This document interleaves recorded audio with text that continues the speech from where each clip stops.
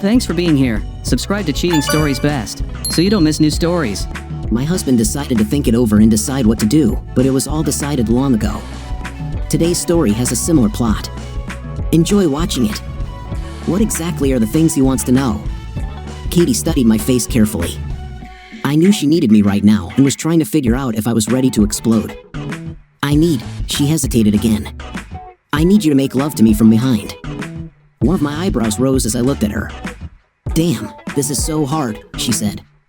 He's not making fun of you. It's clear he's trying not to even mention your name. But I feel like he's trying to figure out if there are things we didn't do intimacy. He's not as subtle as he thinks. I know who always denied you this, but I want you to be the first to take advantage of this opportunity. Even if he tries to convince me to do so, I want to make sure that you are the first. It took me a while to process her words. About a minute passed before I realized I needed to breathe. Let's run away. I finally found my voice. We could just run away. They're so rich and connected that I seriously doubt they'll even look for us. They won't waste any time or energy on us. They like to play with people, with their lives. We could take the money we need and just run away from this nightmare. Katie looked at me again with pity. It was a look I had never seen in her eyes toward me before that first weekend, but now I recognized it easily. We can't, Andy, she reminded me. They'll find us, and they'll kill us. Or just you. I can't. I won't let that happen.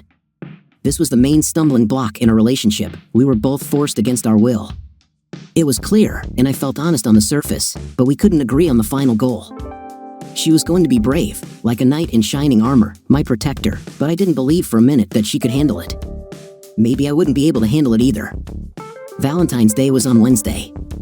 He planned to take them to the south of France from Monday to Friday. Over the weekend, I was supportive but also asked her to run away with me twice. She gave the same answer. It was another business deal.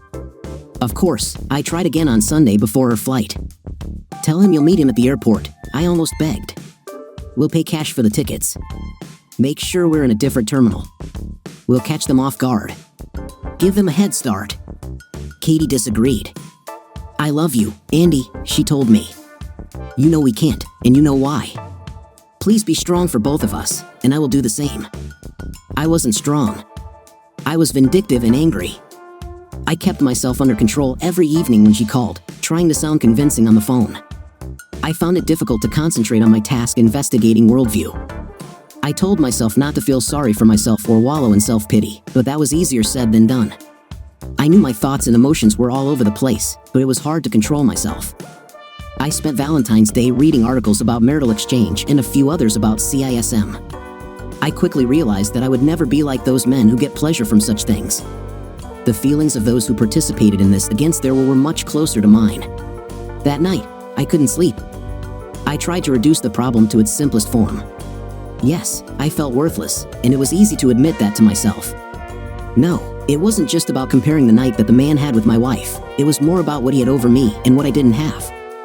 This curious finding led to another round of thought. I tried to approach the problem from both sides. Why could Powers or any other wife-stealer easily sleep with a woman the very next day after she was with her husband? Maybe even on the same day, just a few hours later? How could he even desire her at this moment? When she returned to her normal life, why did her husband begin to see her as unclean? Some of the things I read went as far as saying disgusting and repulsive from my husband's point of view. Was it strictly a physical aspect, or more to do with broken marriage vows? I took a lot of notes. I decided that this was not about me. I could see it for what it was, something akin to violence. To be honest with myself, even if she was getting something out of it, hell, we were both getting something. If I was completely honest, I realized that others, perhaps even my wife's colleagues, might see her as a corporate prostitute rather than a victim. In truth, this was a high-stakes game that no one called us to play, so the benefits and consequences were appropriate. The summary of my thoughts left me with an amazing feeling of calm. Could I see everything as it really is? Would I be able to restrain myself from trying to get revenge on Biggs and Powers? Would I do something stupid, as Katie put it? Can I support Katie even if only she and Worldview actually benefited? I think it's called sacrificing yourself for the team. Finally, I realized that there would come a time when I would have to put my foot down, especially if Biggs and Powers broke their word. There was no reason to believe they wouldn't. Would Katie accept my wishes like a good and loving wife, or would her sense of self-worth or importance take over? If that happens, then all my worries and plans will be in vain. With these thoughts in mind and a clearer perspective, I made a few decisions. I would work on my further investigation of worldview for about 4 hours a day and also take a job at a food delivery service to keep me balanced and sane. Every time after returning home, Katie would be obliged to answer my direct question: was there intimacy between them without a protection? She wouldn't like it, but we needed to be on the same team, on the same side, if our relationship was to survive. If she had been with Powers without protection, or with anyone else Powers suggested, she would have to take an STD test before we resumed intimate relations. The last thing I struggled with for a long time turned out to be the most difficult. I wouldn't let these idiots break me, even if they beat me or somehow broke Katie. I knew there was a chance that somewhere in this process, she might succumb to their pressure. We both grew up in similar environments, so I knew a lot about Katie that she didn't often talk about or acknowledge, like her attraction to beautiful things. As before, Katie returned home depressed and withdrawn. I made another decision that Friday night, and we would discuss it the next morning. I prepared a nice breakfast for her. When she came downstairs, she was still in silent mode. After putting the plates away, I pulled a chair next to her and started talking. I thought a lot while you were away, I began. We need to set more rules. She looked at me questioningly and finally nodded but didn't say anything. I told her about my work. She asked why I wasn't looking for a job in my field. I've lost interest in it, I answered honestly. Maybe in the future, I'll come back or find something that works, but right now, I need something else. Besides, I spend a lot of time every day working to find something against your bosses. I carefully broached the topic of intim. Does he use protections? This earned Katie a puzzled look. She realized too late what expression was on her face and looked away. She began, until yesterday morning. She stopped and took a deep breath. I don't like to talk about this for obvious reasons. What reasons? I asked. Because it affects my probably fragile self-esteem or pride. No, she answered too quickly. I guess that might be one of the reasons. I don't like talking about it because what we're doing is wrong and dirty. I don't want to hurt you any more than I already have. It was an interesting statement that stuck in my mind. I remained silent, hoping to get her to talk further. Okay, Andy, she continued reluctantly. That's how it is. We don't always have a night. Like I said, on this trip, it was Monday night when we checked in and had dinner. The first night of a trip is always like this. She fell silent, apparently searching for words. On Wednesday, she continued, he apologized for taking me away from my husband on Valentine's Day. I'm sure he noticed the way I was looking at all the couples in the restaurant. Anyway, he apologized and offered to be my substitute so that I wouldn't be sad and would have a clear head for negotiations the next day. I knew that wasn't what he really meant or wanted. He wanted to have an intim with me on Valentine's Day because he was confident and because he could. I was right, and he was more assertive with me that night. On Thursday night, we only had a quick one. We did it quickly, and I went to my room in the suite around 5. This morning, I woke up with him pressed against me from behind. I listened carefully, wanting to weigh both what was said and what was not said. I gave her some coffee and continued. He didn't use a protection that time, and I had just woken up, so I didn't think to demand one. I realized this later when I woke up again and went to take a shower. I took a breath. I will ask you every time you come home. If there is intimate without protection, you will need to get tested and show me a clean result before we resume our relationship. She looked at me in disbelief. Sorry, I said, without a hint of an apology. You can tell him if you want. He may have control over me, over us, but I'm not going to risk my life for anyone. Katie then looked down at her coffee cup, and I continued, and one last thing, I won't tolerate this anymore. He's had you all week. Monday morning, you'll be back in the office with him again. I'm not going to waste my weekends for the next 24 months or so letting you mope after your flings. Pull yourself together on the way home and don't spoil our time together, otherwise, I'll find other people to spend time with to avoid your gloomy mood. Katie thought for a minute and finally nodded. She came over and hugged me tightly, then said, "Don't leave me emotionally. I love you. I'm going to get tested on Monday. Looks like we don't have any trips planned until April." Katie got tested, and the results were clear. I'd like to say I was completely at peace, but it wasn't just her health that worried me. Yes, I may have become a tough husband. We both understood that Katie was dealing with the physical side of our problem. Her body was involved, and all this was destroying me psychologically. I kept telling myself that I was no less of a man just because I couldn't protect her or save her. I proposed a solution to run away, and she did not accept it. I kept telling myself, you can't save someone who doesn't want to be saved. Despite my attempts, I sank deeper and deeper into depression. Part of this was due to the fact that I kept running into dead ends in my searches for incriminating material on Worldview. Winter gave way to spring, but whole days passed when I did not leave the house. Working in delivery means you work whenever you want, and most days I just didn't feel like it. Katie did everything she could to pull me out of this state. We still talked a lot, but often it felt like a conversation between two lost souls, each trapped in their own hellish circles and unable to help each other. There were days when we were so lost in our own thoughts that we could barely comfort each other. As a result, the darkness and cold in our house gradually turned it into a mini Antarctica. We rarely made love, and even then, it was just a physical act. Summer, a time of fun and renewal in the Pacific Northwest, had turned us into recluses. Jack became more of a critical boss than a lover due to Katie's deteriorating mood and productivity. Since their April trip, they'd only made 2 trips, to a conference in late June and again to Macmillan headquarters in the first week of August. This trip was the beginning of the end. After Labor Day, I began to notice changes in Katie. To be honest, there was no longer a norm for us, but Katie and I always tried, or so I thought, to keep our spirits up. We were caring and open with each other, and even if it was fake, we wore the smiles of a happy couple. There was no point in doing otherwise. Neither of us was the other's enemy. Katie suddenly became withdrawn for 10 days and then gradually returned from some kind of depressed state. I knew she noticed the changes because I was asking her what was wrong and how I could help. Her answer was always short, nothing. A few days later, I was loading laundry into the washing machine and noticed a pair of her panties at the bottom of the hamper. That's when I saw the blood. It seemed too bright red for a normal menstrual cycle, and there was a lot of it. I'm not a doctor, but something was wrong here. Katie had been on birth control before all this crap with Jack. I hadn't been keeping track of her cycle, but I started wondering when her last period was. If I remembered correctly, it was in the 3rd week of July. It might not mean anything. She probably got her period in August, but we weren't having an intimate regularly anymore, so I might just have missed it. It wasn't a topic that was discussed often at dinner. I put the panties in a plastic bag and made a mental note to ask her about it in the evening.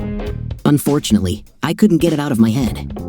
I did a quick search on my phone using words like ovulation and the most fertile period after your period. What I learned within minutes raised my blood pressure to dangerous levels.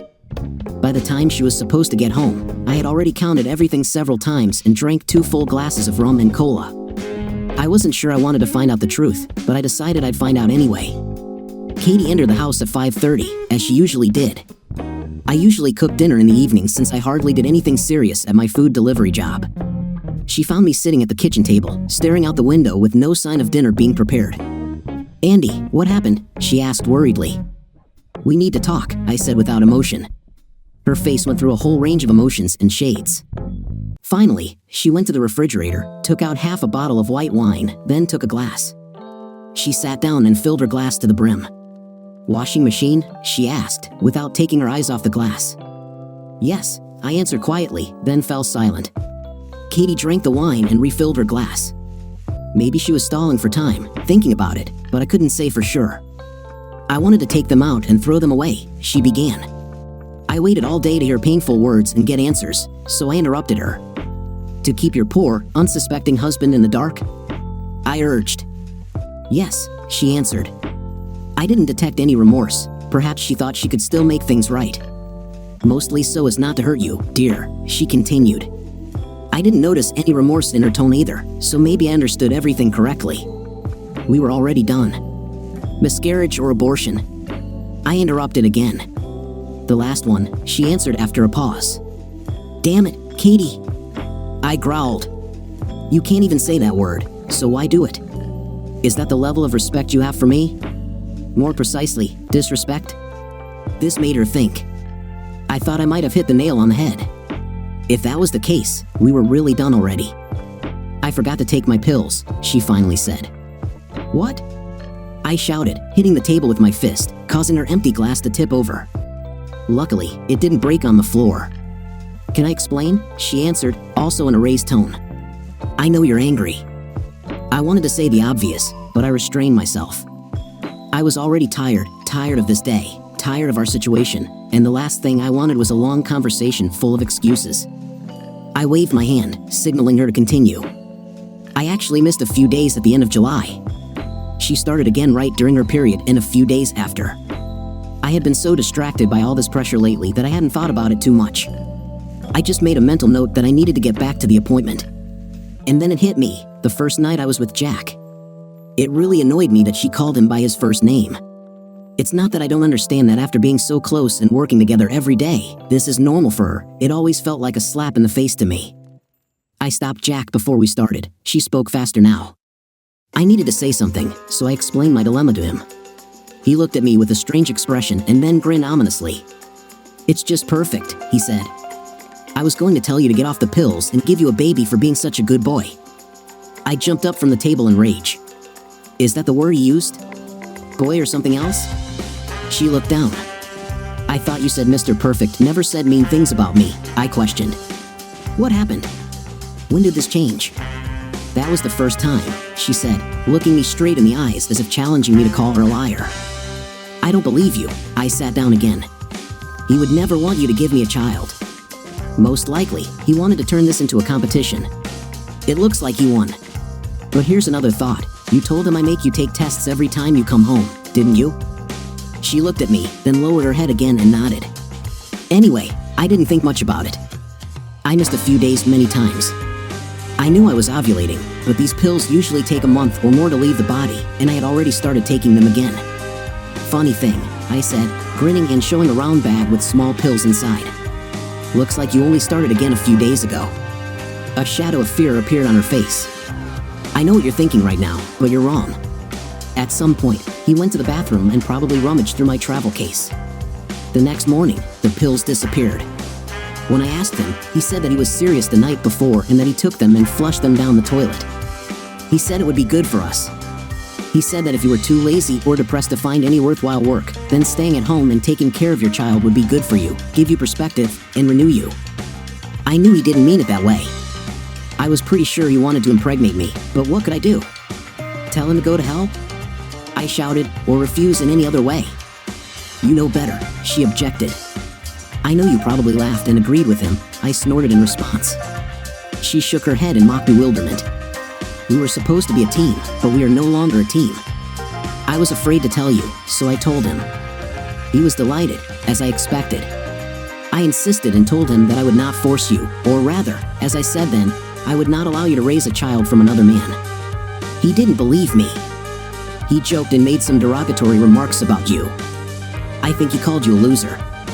I told him that if he didn't pay for the abortion immediately, I would do whatever it took to destroy him or die trying. She was exhausted. Katie sat back down and took a sip of the remaining wine straight from the bottle. He reminded me of what he always told us both. We'll go missing, and he'll make sure the police turn a blind eye. He will tell you everything about your outbursts of anger, about our personalities, and our past. He chuckled as he told me to record it or try to find something I could use against them, but I stood my ground.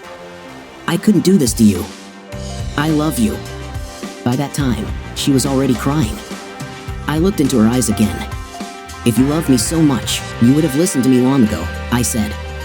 We would have been somewhere far away a long time ago, living a new, free life. But no, you want to see this through to the end. It's easy for you. You an idiot, she exploded. I am the one who was forced to have a night. You! Sitting here wallowing in self-pity while I'm essentially being intimated? I don't think so. I answered coldly, you go to exotic places, you are treated to wine and food, and you have a night with a handsome, powerful man. Even without night, you are in public with him like some kind of trophy. You could have left me a long time ago. You keep saying you're trying to protect me. You're doing it for me, but I don't think so anymore. I think you like all this glamour, all this energy. Damn it, Andy, she was furious and too upset to formulate a coherent thought for several minutes. When we were in Bice that first weekend, on the last day, we were with 2 senior executives from Macmillan. The cargo plane was loaded with 100 or so migrant refugees. The plane and the entire runway were surrounded by agents from the FBI and the Department of Homeland Security, with their logos on their windbreakers. Jack and another Macmillan executive stood and talked to them like old hunting buddies. The plane was heading to Kansas City, Missouri. It is 75 miles from the Kansas border and only a few miles from the large ranch recently purchased by the Macmillan Company. After they finished talking, Jack walked up to me as we boarded our plane with a smug grin, as if to say, see, look who's on our team. That doesn't mean we have to accept it. I shouted, we're losing the game, Katie. If you're not already blind, He got you pregnant. What the hell happened to you?" Her tone was now irritated as she reached out and grabbed my chin, forcing me to look into her face. "What happened to the man I married?" she continued. "That strong, sensible, loving, and confident man with whom I fell in love? Where did he go?" I pulled my head out of her grip. "He's dead on the inside, just not on the outside yet." "I don't believe you," she screamed. "You're here, but you're acting like some neighbor kid came and took your favorite toy.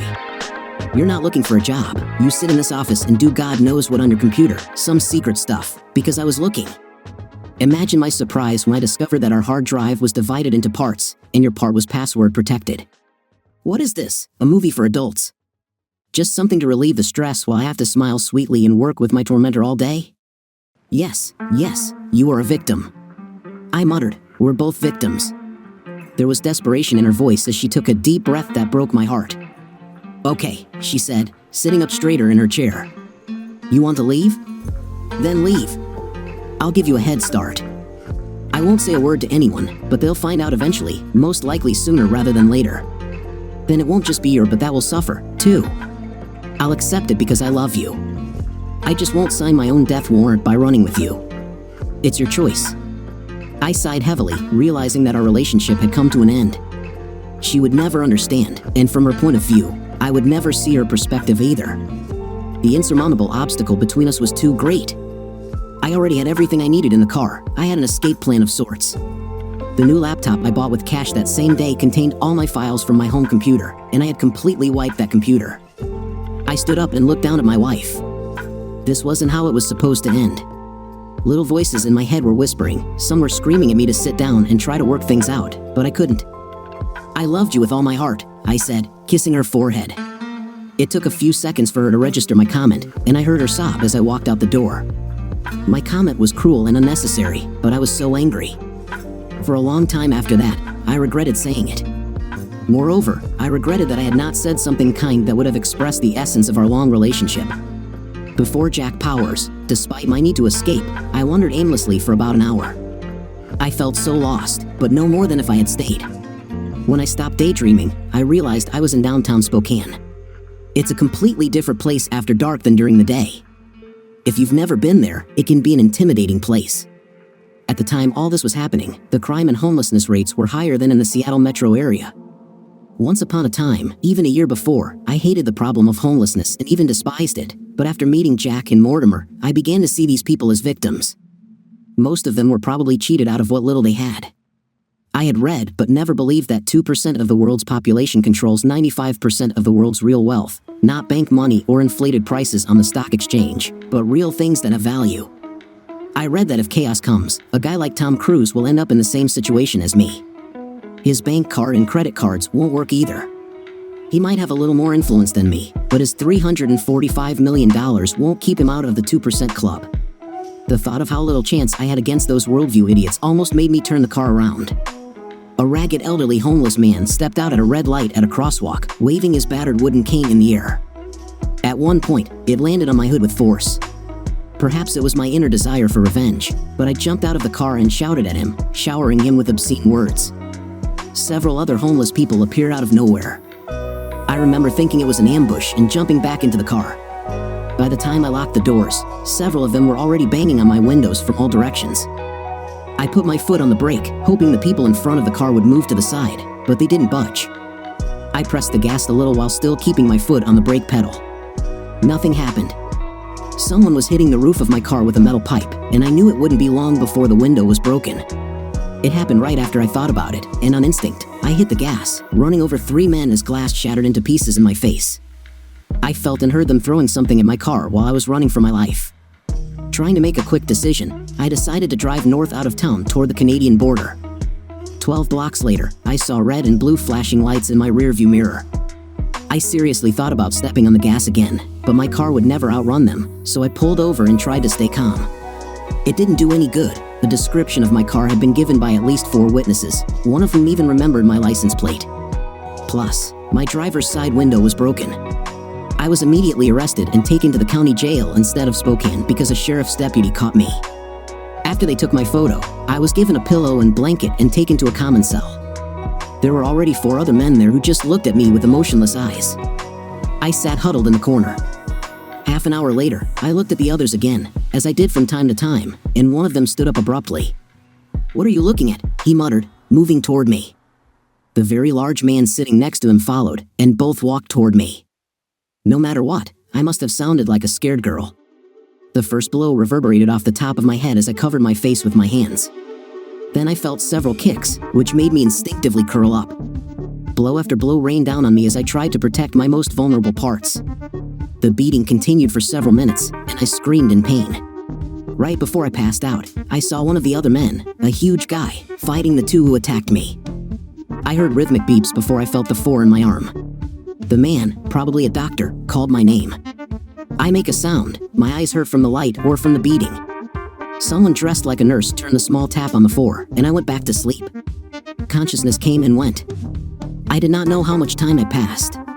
When I was conscious, everything hurt. Eventually, the pain began to subside, and then I met Felicia. She stood calmly next to the doctor, who had already become familiar to me. Dr. Smith said I was in a private hospital in Kellogg, Idaho. He listed a whole range of my injuries. The first thing I did was ask about Katie, which made me realize I still had feelings for her. The doctor seemed reluctant to answer my question as he looked at the black-haired beauty next to him. She nodded, and he left. I just looked at her questioningly. "Mr. Weston," she began, "my name is Melissa Maxim. I'm here." "Adopted," I interrupted, raising an eyebrow. The woman was stunned. Apparently, she thought I was still half delirious. "I beg your pardon," she replied, trying to maintain her dignity. "Adopted?" "Yes," I said. "There's no way a woman with your hair and eye color and tan skin would have a last name like that, unless your name was changed, maybe a surname, but hardly a first name." Her gaze slowly changed to a smile. "Well, Mr. Weston, Andrew, you seem to be back to yourself, and smart, I must say." I shrugged. She studied my face, looking for something. "Let's start over, okay?" She seemed more cheerful. "My name is Felicia de Arand. I am your curator." She paused, still studying me carefully. "Sounds important." I tried to remain calm. "Some secret post on Worldview?" "I don't work for Worldview," she replied. "Your wife, Katie, is alive and, for now, healthy. Fortunately, your incident and subsequent crimes have been well documented. We were able to save the contents of your car, so as far as the people at Worldview know, you were just driving around the neighborhood." "Who the hell are you?" My anger grew. I felt the blood pulsating in the veins of my neck, and the room began to spin. "Calm down, Andrew," she ordered. "I'm here to help. You were brought here by ambulance, which we intercepted after the confrontation in the prison. We have worked with staff to ensure anonymity during your recovery for both your and your wife's protection." "You didn't answer my question," I growled. I needed to calm down or my blood pressure would kill me. The heartbeat on the monitor accelerated. "I don't know you, and I don't trust you." "I don't trust anyone." The nurse, who I hadn't even noticed, came into the room and set up the 4, and that was the end of it. The next time I woke up, the sun was shining through the window. Felicia, or whatever her name was sitting in a chair opposite my bed, dozing. I decided I didn't want her to stay here. I had some kind of device in my right hand, which I assumed was there to call the nurse if I needed anything. When she arrived, the woman in the chair woke up. "Who is this and why is she in my room?" I asked the nurse without looking at the woman. "I don't know her," the nurse replied. "It's okay, Mr. Weston," she said in a soothing voice. "She brought you here, saved your life, so to speak. The doctor will come soon." The nurse was not going to help me, and I couldn't help myself either, so I turned to the woman who was still sitting there. "Can I explain now?" she asked calmly. I nodded. "As I said last night," she began, "my name is Felicia. I have nothing to do with Worldview. On the contrary, I'm just on the other side of the barricades." "What, FBI?" I suggested. "CIA?" Felicia laughed in a manner that sounded manly. "No," she replied. "Not them either. You could say we are the anti-Worldview. We bring balance. This is the best I can say at the moment. We need you to get better and recover. We need your help." "My help? Now?" I laughed. "If you really are who you say you are, you wouldn't need my help." "Ah, but you are mistaken," she exclaimed. "You have certain skills. You've already used them twice against Worldview, if I'm not mistaken. I think you underestimate yourself." She knew too much about me. I decided to keep her in conversation. Where's my wife? Does she know about my condition?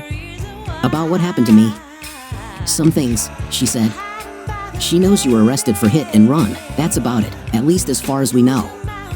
I thought you were some kind of secret organization, I replied mockingly. How could you not know? Andrew, she said, standing next to me, your wife is still in mortal danger. As far as we can tell, the official police report and newspapers claim that you escaped during a riot at the county jail and are still at large and extremely dangerous. As you might have guessed, they control the narrative. But, she paused. They still don't know the purpose of your trip unless your wife told them, but according to our latest report, that's not the case. Do you have a way to get such reliable information? I needed to know this important fact. We have people inside, and you are not the only person who knows how to penetrate their network. Felicia looked at me, studying my face and searching for something. Of course, every day that you disappear changes everything. We cannot understand whether the attempt to kill you in that cell was accidental or paid for by someone from Worldview. I can't say, I replied. If you're counting on it, there was another man there. I'm pretty sure he saved my life.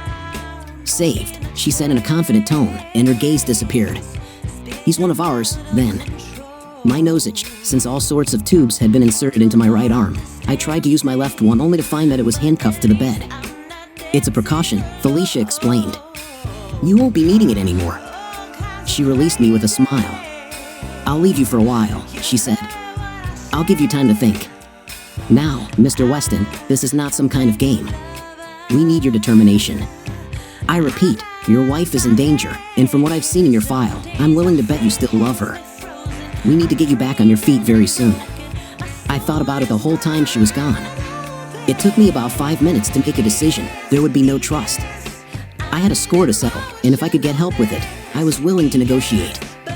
3 days later, although I was still in pain, they took me to some establishment in Montana. Where exactly in Montana, no one would have guessed because my head was covered with a black linen bag for the last hour of the journey.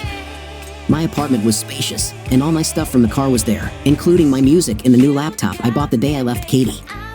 After dinner and receiving a plan for the next few days, I was introduced to the Japanese woman who would be my physiotherapist and mental health coach, whatever that meant. Felicia led me into what she called the command center, a large central room that looked like a low-budget version of the Johnson Space Center, equipped with surveillance equipment and technology beyond my wildest dreams. I wanted to ask her again who they were, but I was already starting to get an idea. Slightly more advanced than your money laundering, Felicia said with a cute, crooked grin. So they knew I was playing with corporate funds. I guess it's time to explain what this all means, I replied. Tags can be limiting, she said. If there was a simple one-syllable definition for people like Mortimer Biggs, it would be globalist, but that's too general, not to mention not entirely true. We call them two-centers. While you're moving change into offshore accounts, Biggs and those in his circle are laundering money on a slightly different level. Are they stealing money? I asked. Who exactly? Everyone. Felicia invited me to sit down. They take control of the mining of precious metals in some Central African countries. They helped elect a moderate in Brazil to expand ranching there.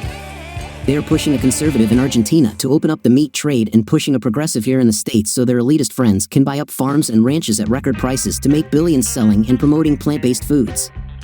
That sounds like complete vertical integration, I countered. Or smart business, if you like. Let's move on to how they manipulate everyone's lives by stealing their money. Money? If you believe that, she challenged me. We have a lot more to discuss than I thought. She sat down next to me and collected her thoughts. They manipulated your and Katie's lives, didn't they? Andrew, Worldview is one of several global corporations we are fighting against, along with wealthy financiers. They control 95% of the real wealth on our planet. Okay, I've already read this nonsense, and I've had enough for today.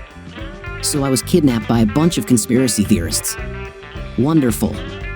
So, what did you find in your great study of the Worldview files? She leaned toward me and picked up a folder, which she then handed to me. Here's some reading for the evening. I took the folder and started to open it, but she gently put her hand on mine. Everyone, she said more subdued, you, me, all of us, is just a means to launder their money over and over again. We get a job and get paid. We launder their money. Our checks are automatically deposited into our bank accounts. We launder their money. The same thing happens when we spend them. Every percentage we pay on interest, every delinquency, inflation, all this so that they can get a little more of the world's wealth. Most of it has always belonged to them, at least since the end of World War II. Listen, I wanted to find flaws in her nonsense. I know firsthand what kind of idiots Biggs and Powers are. I have seen how they use their money and power to manipulate people and get what they want. What you're talking about is something so ridiculous that I don't know, it's too hard to accept. Where are the good guys in all this? And don't try to say it's you. I won't, she was determined. We are not better. We are just a countermeasure. Worldview and Macmillan just completed their merger. This makes them the most powerful company on Earth, with the exception of Google. They operate in almost every country. They control the political landscape. And here you are, she continued. Jack Powers has been messing with your wife for 2 years. He even plans to win her back, which is quite uncharacteristic of him. That's your concern. She even used her little influence on him to get his permission to have an abortion. I did not agree with her, but I had no words, and I was already tired of seeing those pitiful looks. Tonight and for the next few days, she instructed, you will study the real agenda of people like Biggs. Powers are not important to us, despite his importance to Worldview. He is just a minor player. Your homework tonight is about your mortgage. My mortgage? I was dumbfounded. Yes, you're buying your house from the bank, right? She said confidently. I didn't answer, I just nodded. In this folder, there is a copy of the Louisiana Purchase, the Homestead Act, and its repeal. Tomorrow you can tell me who really owns your house and all the other houses. Let's start with this. It was a strong start. I learned a lot about the tenants from discussions of land ownership, the next morning about myths regarding food and climate. By the end of the week, I began to develop a picture of the power and influence of the elite. The next week, I was included in the team. There were several other groups that worked independently and focused on other tenants, other financial tycoons, and multi-billion-dollar corporations. My group consisted of 3 people, Richard and Brent. Richard was much better than me at analyzing algorithms. If you can imagine a guy waiting for a tram at a stop and catching it as it rushes past, that was him. Brent was a better hacker than me. He had a habit of cracking his knuckles before he started working, making the keyboard sing. I knew the file structure and the security system we had built. Now I knew where some of the bodies were buried. I had been a little busy with more than just stealing interest. We were a great team, and after 3 weeks, give or take, we had enough. Enough was a relative concept. Not crimes, although what we found could definitely be called crimes. No one would investigate them. No law enforcement agency would take them on. The thought that we could discover such vile and outrageous acts and yet find no one to support us was more frightening than anything I had ever experienced. I was also worried about what these people would end up doing. I had no idea what they would do with the data we collected on Worldview. Hell, I didn't even know who they were. It made me feel very vulnerable and unwanted. A week later, I checked my offshore account. I had almost reached $500,000 and couldn't wait to cross that milestone. To say that I was shocked when I discovered that the amount in the account had decreased to $51,000 is an understatement. My shock quickly turned into panic. I went to my European mailbox to see if there was an explanation from the bank. In disguise as such, an explanation was a private message from Worldview. The sender's name had been hidden. Mr. Weston, it appears you committed embezzlement. Because of the way the funds were obtained, you have opened yourself up to several wire fraud charges. Since the funds were transferred, there are at least 2 charges of money laundering. These charges carry a 20-year prison sentence if you are convicted. Before you reach for a calculator, that's about 150 years in prison. It is only because your wife has been invaluable to our corporation that we are willing to consider attempting to negotiate with our attorneys, the district attorney, and federal prosecutors on your behalf to possibly mitigate the damages to her family. Since we were able to recover most of the funds, you may be offered favorable conditions. Call this number to make an appointment for delivery within 24 hours of reading this letter. Failure to comply with this single sentence will cancel it. The letter was signed by Mortimer, Endwana's finance director, with the number 800 at the bottom. My hands were shaking as I printed out the text of the letter and went to look for Felicia. Well, she said disdainfully, it looks like your petty operation has awakened the bear. They know where we are.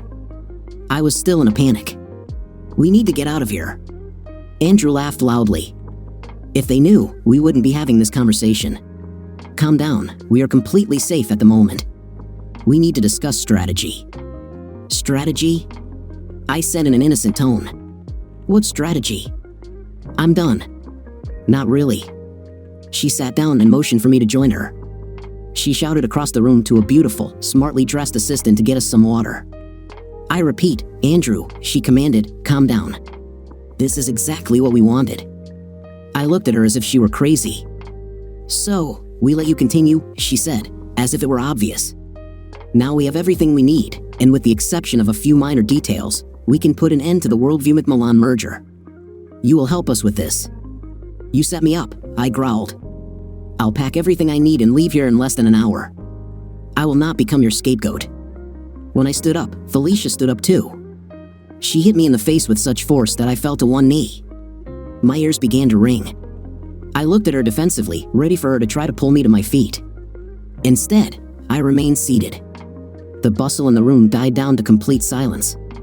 I laughed nervously to lighten the mood. When I looked at her again, she raised one eyebrow as if to say, "Do you want to continue?" Or perhaps that look told me that she believed my wife, Kathy, should have done the same to me a long time ago. You don't care if they kill me, right? I asked. As long as you score points in your secret war. Just another pawn, right? Hardly, she chuckled like a man. You've been with us for over a month now. Why do I still have to explain it to you? She extended her hand to help me up, and I accepted her help. After a moment, taking in my surroundings, I sat down at a small table, and a pretty woman placed water in front of me. Andrew, she said quickly, preparing for a lecture. You've seen enough to understand that people die every day, sometimes by the hundreds, at the hands of these idiots. Africa, South America, Indonesia, Europe, and here too. People who get too close or bump into something. Nothing new. People remember President Kennedy, of course, she continued, but they seem to forget about his brother and others in his administration who had access to information, not to mention the Kennedy women or anyone who might have been chatting about something in bed. Luckily for Jackie, one of those powerful men fell in love with her, and she married him to protect the rest of her family. I didn't want to listen to her conspiracy theories, if there were any. All the urban legends were already on the internet. How many people did Richard Nixon and Hillary Clinton kill when their secrets were revealed? Perhaps she was going to rant about the Illuminati. Her organization, of course, seemed suitable for such a version. To some extent, all I cared about was getting to Worldview. Hell, they probably killed people too, as Mortimer implied. I knew what they did to me, everything else didn't bother me. I helped her group gather enough evidence to prove that these idiots are crazy rich and just want to get richer. Isn't that the goal of every megacorporation, to beat last year's numbers? The worst part was how they made their money: slave labor in developing countries, bought by politicians in numerous countries, mass transfers of money between competing corporations, and collusion. What do you want? I asked. You will answer the email, she began. You will agree to meet wherever they say. We'll plant a little listening device under the hair on the back of your head. You will remember the questions we want you to ask. You will have 2 tails from the moment you leave this complex. If Biggs and Powers follow their usual pattern, they'll want to be there face-to-face when they try to kill you. Both will also have tails. We expect your wife to also be present, where she will stand remains to be seen. Luckily, we have someone deep inside Worldview. We will equip the place well with sufficient fire cover. Don't flatter yourself. I cannot and will not promise that you will come out of this alive. The situation will be extremely unpredictable. I believe that with our careful planning, your chances are better than 70%. If you include your wife, that figure drops to 60%. It's still better than running your whole life and eventually making a mistake that causes them to find you. I'll give you a night to think, but no longer. Sorry, Andrew, but there's a lot more at stake than 2 people's lives. I was deep in trouble, and I knew it. Doomed. I stood up, headed to my chambers, stopped, and turned to Felicia. What did you mean? I began to ask, by where Katie is standing. That's the million-dollar question, she sighed. Even with our spy inside, it's hard to determine.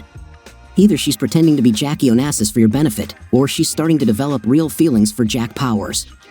Our source says she is openly friends with him and calls you a stranger to her office colleagues when talking about your relationship. I had a lot to think about that night, and sleep was the last thing on my mind. I dozed, pondering the various angles of my plight. This organization cared about my well-being just as much as Worldview and people like them. Still, I somehow missed Katie. I knew I still loved her and hoped that her love was reciprocated, but without rose-colored glasses, I couldn't be sure. I had better than a 50% chance of survival. The only question that mattered was, did I want to enter the web or try to escape again? By morning, I decided not to run anymore because no matter what happened, this would be my only chance to meet these idiots. I memorized the questions I was told to ask. They were progressive, but Felicia made it clear that any or all of them would be invaluable if I could get answers to them. She made it clear that Biggs expected me to be with them. There were only a few agencies that could get me out of the county jail and secretly take me to some hospital. She explained how I would be searched and how to behave naturally. The hood was pulled up again for 20 minutes. After removing it, Felicia gave me the car keys and wished me good luck. The problem was that I didn't feel lucky. 2 more cars left the dirt lot and followed at some distance. I crossed the Idaho border at the top of the mountain and began my descent. Below, 2 other inconspicuous cars pulled onto the highway. As I passed them, I was spotted. One of the black sedans passed me and took its place in front of me, another blocked me from behind. As we approached the rest area, the one in front slowed down significantly, and the other one approached my rear bumper. I followed the lead car and was directed to park as far away from the other cars as possible. One well-dressed guy, very large, came to my window and motioned for me to leave. When I did, he walked me to his car. That's it, I thought. We drove north along the back roads by the river and crossed into Montana near Libby.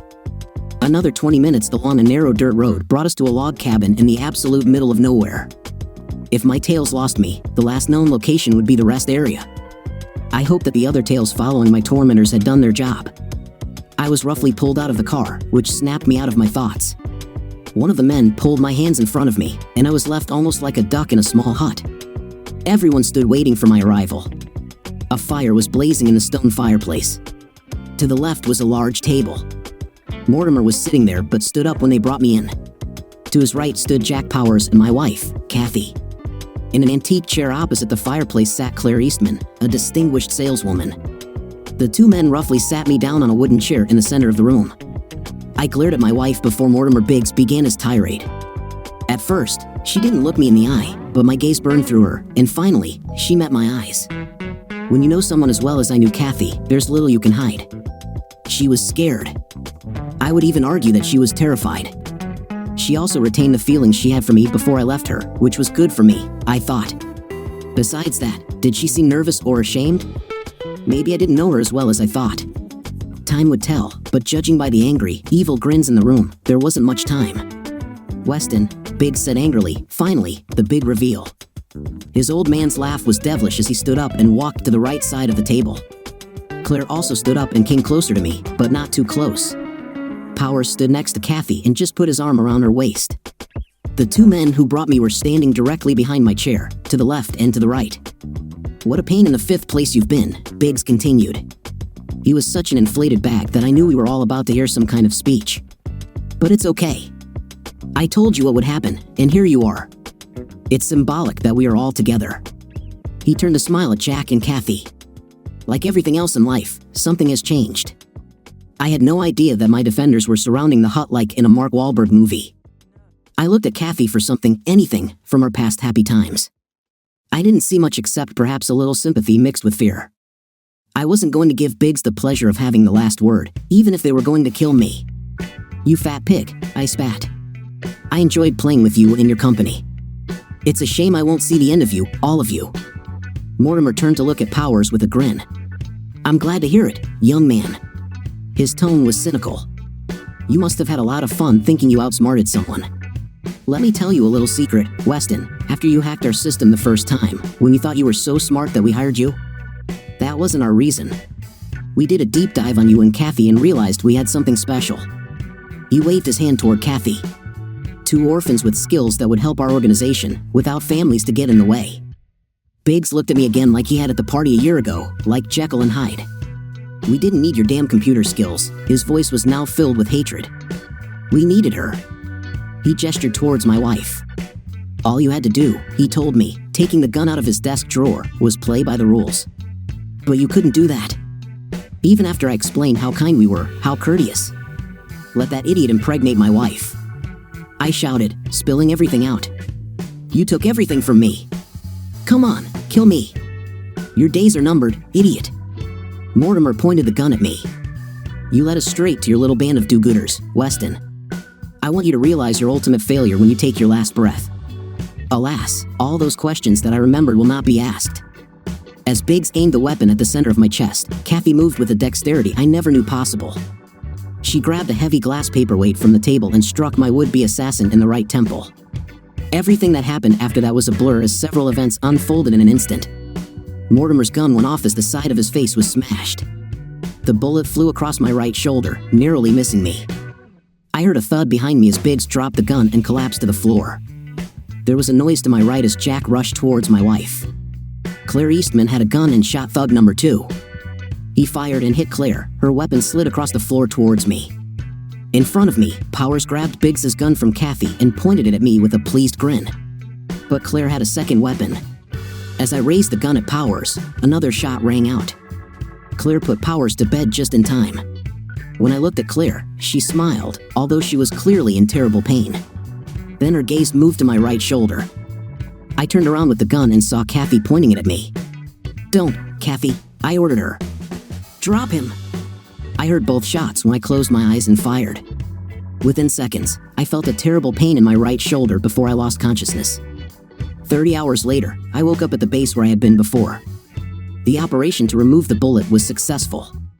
After an explanation from the doctor, I was left alone with Felicia and Kathy. My eyes asked the question long before the words left my lips. Felicia looked at me with sympathy and shook her head. To my surprise, I started crying. No wonder I still loved her, because I knew I did. I was stunned that I didn't hate what she did as much as I expected. I listened to Felicia tell me what happened that night, but I already knew, or at least I thought I did. The hut was surrounded by mercenaries, and of course, they had someone inside. This really surprised me because I would never have thought that Claire was the mole. The hardest part was accepting the final reveal. One of the guards lying next to Claire was able to get a second weapon, she said. "He shot you with his left hand due to his initial wound. That's why you took a bullet in the shoulder and not in the chest. You thought Katie was going to shoot you, but she was aiming at him. When all 3 of them fired, I killed my wife while she was saving my life. When I was almost recovered, I told Felicia that I was leaving. She wasn't trying to hold me against my will, but she explained in detail how it would be a death sentence. Why don't you stay? She insisted. At least for a while. We still need someone like you, and you will be well paid, not to mention protected. Resisting my instincts to move on, I stayed. Hacking the rich and powerful became a thrill for me. I didn't feel any guilt about spying on them or stealing from them. What they did to get the money meant it was not rightfully theirs. Macmillan absorbed Worldview in a reverse merger. Their game had always been food supplies, which gave them much more influence than the owners of billion-dollar banks. Shutting down ATMs or blocking personal bank accounts in places where the population resisted was easy to do. Of course, this created difficulties, but all people need food and water. Money mattered only to those who could not hunt, fish, or build shelters. "You could have all the money in the world," was Felicia's favorite expression, but if you can't control 10 billion people, you can't keep them for long. It sounded convincing, but the premise, in my opinion, was flawed. However, I worked diligently to uncover Macmillan's transactions, their crimes, and most importantly, how they moved large amounts of money and where. 11 months had passed since that night in the cabin. I understood a lot and was grateful. Grateful is the best word. First of all, I finally realized how lucky I was to be alive. These people could shoot anyone in their own home and force the county sheriff to declare it a suicide. I also worked on other teams, sometimes conducting observations of other megacorporations around the world. At one of these projects, in that very 11th month, Felicia approached me. "I need you to go to Budapest," she said, as if it meant nothing. "I like your beard, and we're going to darken it, and your hair a little bit. You will meet there with a team of 2 to install a listening device in the hotel room of French banker Jean-Pierre Durand. He will be attending the World Forum there next month. We have 3 weeks to get you cleaned up." I arrived at the airport and headed to baggage claim. A man stood there with a sign that had a fake code name on it, one only I was supposed to know. We went to an inconspicuous hotel on the other side of the city from the forum. When I entered the room, I almost collapsed. One of the 2 people in the room was Katie. Her hair was very short and blonde instead of brown. She also gained 10 to 15 pounds in weight. It suited her. Tears streamed down my cheeks as the realization of what had happened finally dawned on me. I was stunned. "Katie," I could barely say. She smiled her most radiant smile, and after a little hesitation, came up to me and hugged me tightly. I heard a quiet sound escape from her. This moment was important for both of us. Finally, we released our embrace and looked into each other's eyes. "You shocked me, you idiot," she exclaimed, half with sadness, half with laughter. Our third companion retired to his room to give us space. I was still too stunned to speak. Just kidding, Katie said, as if apologizing. I've already experienced this. How? I asked, still stunned. Why? It's easier, she said, taking my hand and leading me to the sofa. You thought I was targeting you, that I was going to shoot you, so you shot me. Now her smile disappeared, and she became more serious. That fact took a long time to sink in. She squeezed my hand.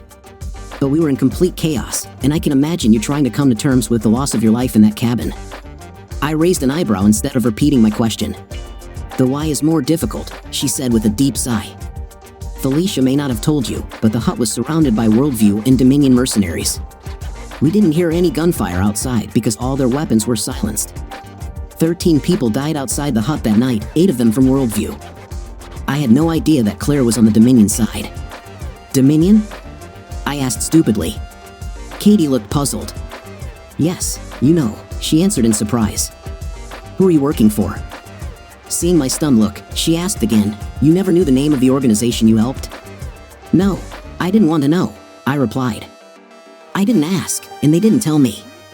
Katie shook her head in disbelief. I had a clean exit. If I hadn't been there, Mortimer's comrades would have thought I was killed before they could deal with you.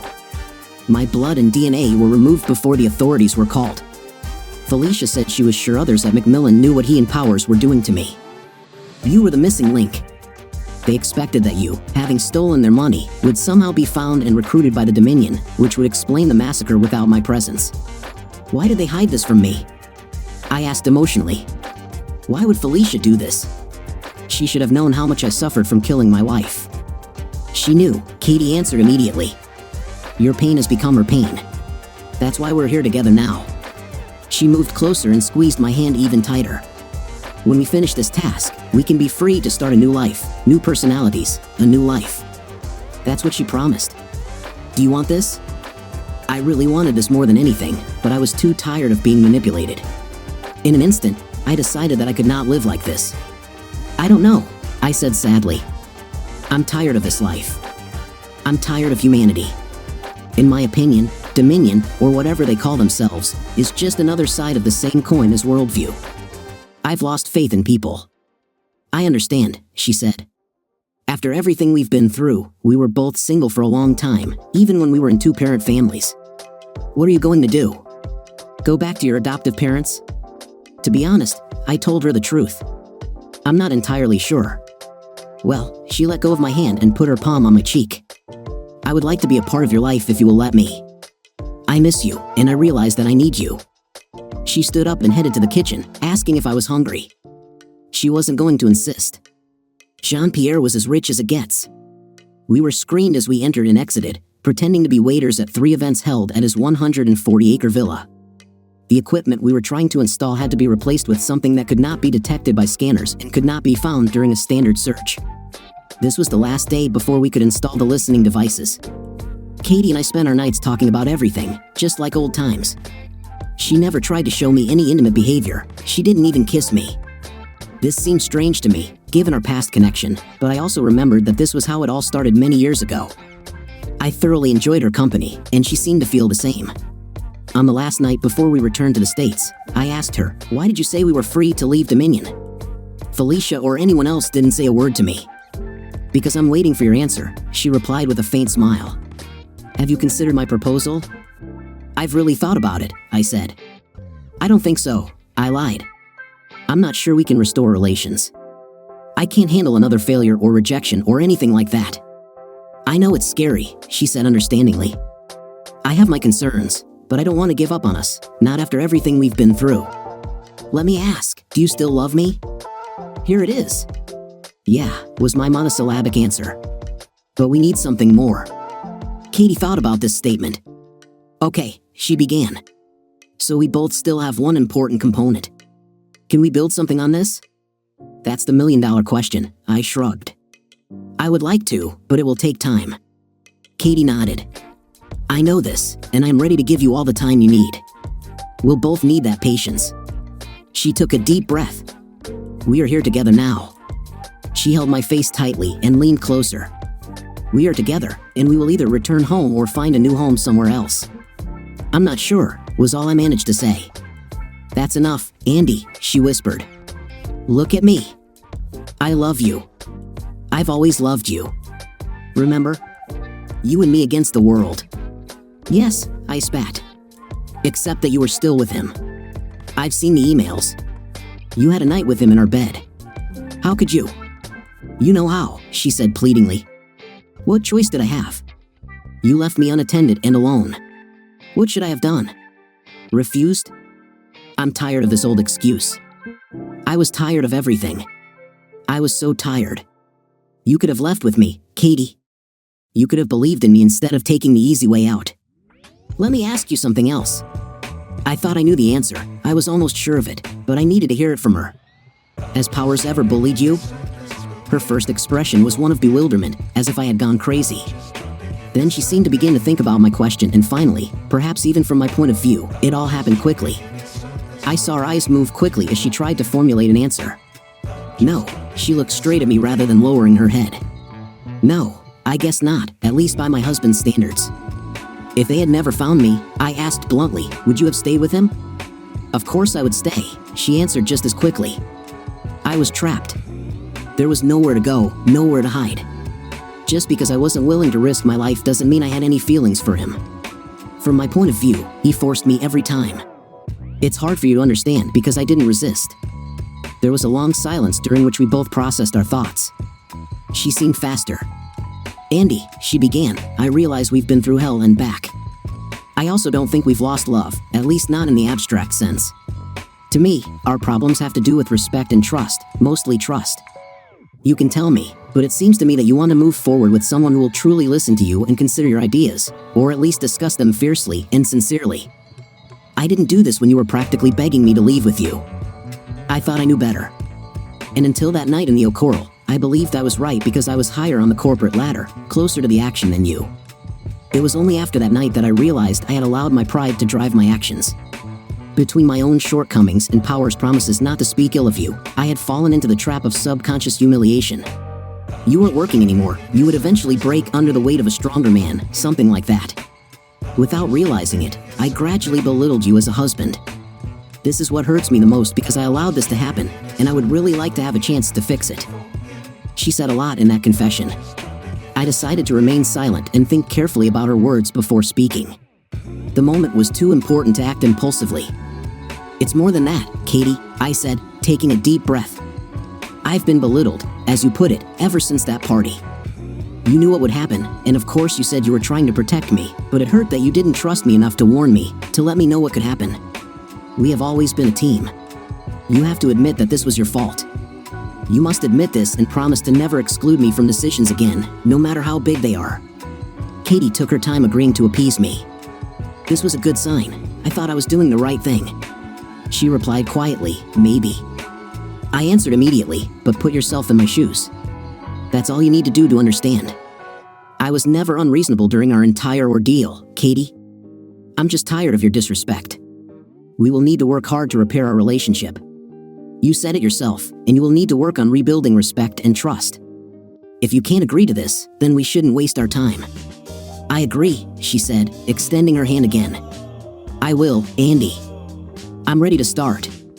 I understand that it will be difficult at first, and I will understand when negative feelings arise. I'll start with respect for them. Giving you space or supporting you is what we always did for each other before worldview. I looked her straight in the eyes. Where would we go? I asked. I heard a slight noise behind me, and suddenly Felicia appeared in front of me. Ravik, she answered for Katie, holding out some official documents. You'll have to find a real job. We've already got something lined up for you. No way. I'm done with all of you, I said. No more spying and spy games or whatever it is. Felicia smiled her brightest smile. Of course, Andrew, she said softly. This is real work. Buster 7 is located there, SIPR oscillating IP addresses, the largest weather research supercomputer on planet Earth, and 17 research organizations studying the world's only active supervolcano. Lots of super things and a lot of work.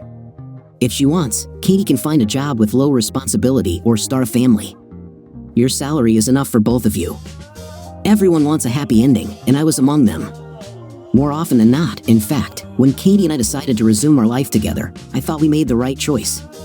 The move to Iceland went without a hitch, except for the need to get used to the new surroundings. During the first few months, I still had problems in bed, but Katie was patient as always, giving me plenty of space. When I realized that I needed to focus on thinking about other things rather than the memories of my first meetings with Katie, things began to improve. About 5 months after we moved, better times arrived. We explored the city and the surrounding mountains, finding plenty of fun things to do as a couple. We even started talking about children. As they say, 2 steps forward, 1 step back. Back in the 6th month, I felt melancholic. I couldn't figure out exactly what it was. I tried to blame it on the new job, but that wasn't the case. I really enjoyed what I did, and yes, I worked on a research group studying a volcano. At the same time, Katie, who had been overly attentive since our reunion, felt like she could relax a little. Honestly, she was tired of trying to fix all the problems, both real and imaginary. From the 7th to the 11th month, we seemed to wander back and forth in our love for each other. There was no breakup or signs of cheating. The best description of our condition is anxious. It's taken me the last month to work up the courage to talk about it, although after everything we've been through, I can't imagine why. From the very beginning, I had several disturbing thoughts, and they were significant. No matter how hard I tried, I couldn't bring myself to believe that Katie and Powers didn't have a night that first weekend in Belize. Without any evidence to the contrary, I simply could not ignore the obvious. Powers, Biggs, and many other executives considered themselves untouchable, above criticism, and certainly not worried about consequences. Was it possible that Powers enjoyed mind games as much as intimate? Certainly. Could he spend the weekend getting Katie cleaned up? Possible, but unlikely. The most important thing was that Powers was so open that night at the awards ceremony. I wondered, when he finally had her in his hands, why didn't he immediately bring her into his life? In my opinion, there would be no risk for him to spend the entire weekend with her unless it was to entrap her with him. Some personal emails I discovered also strongly implied that many of the executives in Powers' position were sharing their assistants. One of the letters, which did not contain specific language, mentioned an outdoor weekend that could easily be interpreted as an orgy among the 7 executives and their assistants. Knowing Kathy as I did, and given her admission that she would have continued with Powers if I hadn't been found, I knew she was walking a fine line. I couldn't deny that my wife took pride in doing the right thing, but given her shaky past, I also knew that she could be easily seduced by the luxurious things in life. I knew her well enough to realize that she probably believed she could convince me of anything. I gave her enough time to sort out her feelings on all these issues, but her approach was to remain silent until asked. I came to the conclusion that I could not live like this. Of course, I got my revenge in full, and with a lot of help. Biggs and Powers are dead, the corporate picture has been damaged, and it will take time to restore it. I also knew that, given the timing, some other powerful idiots would fill the void and the party would continue. So, I could enjoy a certain level of intimacy with my wife, confident that I had one and that my dignity had been restored. I felt that I had overcome enormous difficulties and won, but these doubts continued to gnaw at me, depriving me of any sense of victory. I also felt that deep inside, the woman I loved and knew so well no longer existed. Moreover, I was sure Katie wondered where the guy she married had gone. She said this the day I left her. Unfortunately, there was nothing we could discuss or do to overcome these ghosts. In many ways, I still loved her deeply, and perhaps she thought she loved me, but that was no longer enough.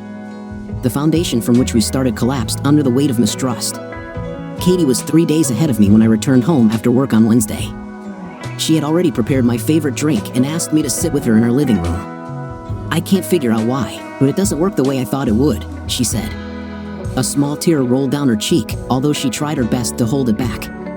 I nodded in confirmation, which gave her the courage to continue. I'm at a loss for what to do, Andy. But if this is all we can do, I think we both deserve something better. She paused, waiting for me to say something. I don't know either, I answered, partly honestly and partly lying. I've been racking my brain trying to figure out what else could be wrong, but like you, I'm stumped. I'm afraid of losing you, but at the same time, I don't want to stop us both from finding a happier life. I know I'm doing wrong by both of us, but I feel stuck. We both agreed to try our best for the next week and to talk every night. It didn't work. My doubts remained, and I was not ready to ignore them. On Thursday evening, I gave Katie the diary she had given me at the beginning. What is this? She asked, taking the book reluctantly. You once accused me of not using it correctly, I said. Well, I listened to you. You say you can't understand what happened to us. I think now is a good time for you to read what I have written here, what I've been writing all this time. At the end of that week, I came home to a completely different situation, Katie with her bags packed. I'm going back to Dominion, she said coldly. Although I could see that her heart was broken, she blamed herself just like I did. Nothing more needed to be said. We hugged for a long time. Eventually, we heard a car horn, most likely sent by Felicia. We parted with a promise to remain friends. 2 years later, I married Marty, another techie. We had 2 beautiful children in our first 10 years, and we were both devoted to each other and our family. Katie stopped responding to my emails after I told her I was getting married, perhaps out of respect or out of pain. I lost touch with her because we were still on the run, in a sense. My new life has taught me that there are many types of sparks that ignite a relationship, and my new wife assures me that she will quit her job before she allows anyone to force her into a situation like Katie's. What do you think of our final installment of the story? My impressions of the story were quite varied. I was especially surprised by the boss's action when he came up and directly told the husband what role his wife would fulfill. It was a shock to me. What was your impression? Write in the comments. Until new videos.